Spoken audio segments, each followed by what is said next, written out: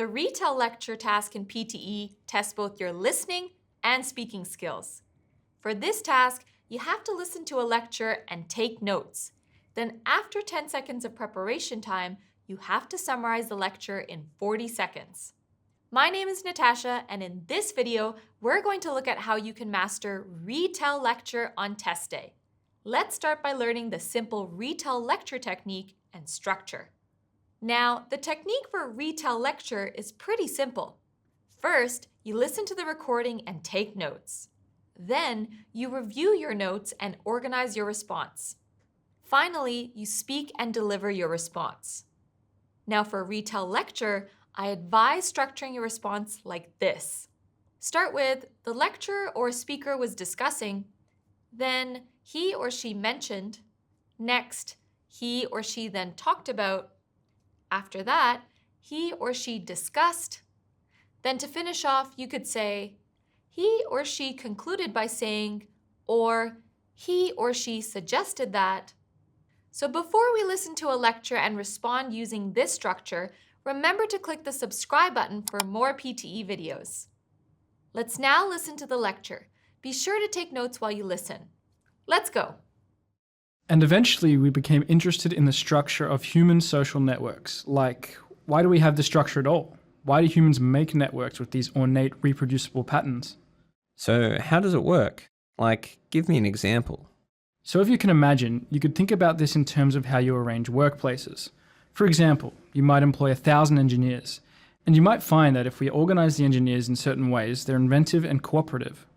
Or we take the same engineers and organize them in a different way, who's talking to whom, for example, and we find that those engineers are uninventive and uncooperative. Same human beings, different typology, different architecture of ties, completely changes the kind of group properties that these individuals evince, and many experiments that we've done have shown this. You take a group of people and you arrange them one way and they're healthy and innovative and cooperative and kind, or you take the same people and you arrange them a different way and they're unhealthy and uncooperative and unkind. And it's that insight about how the whole comes to be greater than the sum of its parts that is, in my judgment, one of the most crucial insights arising from the study of human social networks. Great! Now on test day, you'll have 10 seconds to prepare and 40 seconds to give your answer. Pause the video and have a go. If you want to see my answer, keep watching.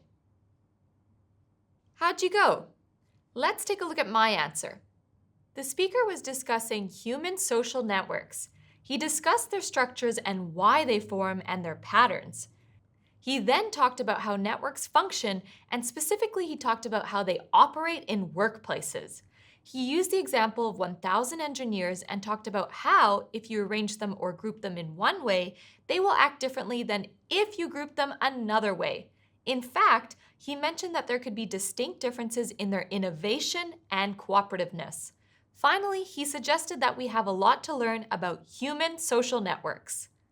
So a lot of times our students give us a response like this, but unfortunately, the delivery is flat. It sounds like this. The speaker was discussing human social networks. He discussed their structures and why they form and their patterns. He then talked about how networks function, and specifically he talked about how they operate in workplaces. He used the example of 1,000 engineers and talked about how if you arrange... Tragic! The content is great, but the delivery has no stress or intonation. Let's look at it again. This time, I want you to notice two things.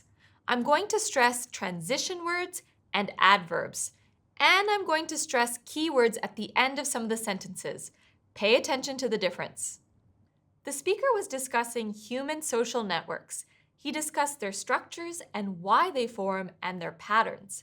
He then talked about how networks function, and specifically he talked about how they operate in workplaces. He used the example of 1,000 engineers and talked about how, if you arrange them or group them in one way, they will act differently than if you group them another way. In fact, he mentioned that there could be distinct differences in their innovation and cooperativeness. Finally, he suggested that we have a lot to learn about human social networks. So you would have noticed there that there was a more deliberate rhythm. Now, it doesn't mean you have to do all of this exactly as I did it, but it has made my delivery more dynamic and the key ideas are clear. It's not just what you say, it's how you say it. Also notice how when I stress the words at the end of a phrase, it causes my intonation to fall. Human social networks. Downward intonation makes it very clear that the idea is important and helps clarify the end of a sentence. As I said, it's not wrong to do it differently, but this definitely makes things clearer than if I said it like this. The speaker was discussing human social networks. So those are the two key things to think about when practicing. They are stress and intonation. By adding stress and intonation, you're going to improve all parts of your delivery score. All right, are you ready to have a go? I'm going to play an audio. I'd like you to listen and make notes. Then you'll have 10 seconds to prepare your answer, then 40 seconds to retell the lecture. After the lecture, feel free to pause the video, prepare, and retell your lecture. If you'd like to see my answer, keep watching. Now, we know that the success of driverless cars is dependent upon the science of artificial intelligence and visual recognition. But what we also know is that visual recognition by machines has some way to go. There are sophisticated considerations which we as humans employ without a second thought, such as separating an object from its background, knowing when an object ends, or recognizing an object partially obscured. In terms of autonomous vehicles, this begs the question, what happens when a driverless car approaches a stop sign that has been sprayed with graffiti? Does the car stop? Now, Philip, you have similar doubts about robots, especially regarding how they can perceive objects. Well, these systems have gotten quite a bit better at recognizing objects, and in certain standardized tests, they can classify images about as well as humans do. But when it comes to shape, there are major deficits. To give a simple example, imagine you have a glass horse ornament on your desk. As humans, we know it's a horse from the shape. A computer, however, will say it's a hook or a corkscrew. It doesn't recognize horse just from the shape. And this clearly has profound implications when it comes to driverless vehicles. Indeed.